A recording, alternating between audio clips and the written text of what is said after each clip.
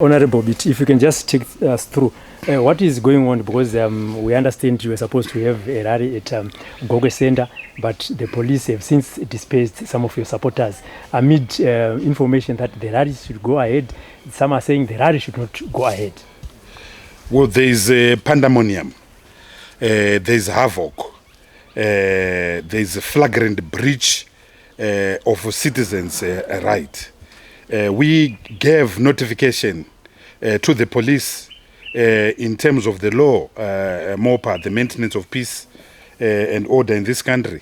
The police allowed that. The police acknowledged that. The police gave conditions. You start at this time, you finish at at this time. I drove all the way from Harare, including other leaders. There are thousands and thousands of people there. Yet, as you've seen armed riot police, some of them with AK rifles, firing at the crowds, firing at Teargas. There's a huge water cannon from Harare, firing at a crowd. They were not doing anything. They didn't throw a stone at anyone. They didn't disturb the peace. So we find this totally unacceptable. We find this an absolute abuse of the rule of law and constitutionalism. We find this a serious expression of Mnangagwa's authoritarian tentacles, and we will not accept this. We are lawful, peaceful, constitutional, law-abiding movement, but he's scared. He's scared of our president. He's scared of the people of Zimbabwe. He's scared of the yellow movement, but he won't stop the tide of change. He won't stop the yellow revolution that is sweeping across the length and breadth of Zimbabwe. This is shameful and unacceptable. We understand you went to High Court. What was the outcome?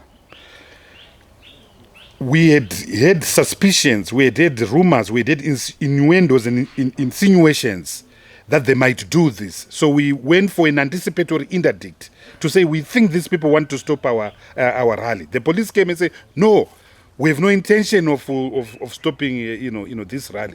And once the judge had been told that, the judge says, oh, but why should I issue an order when the police themselves are saying the rally will go ahead?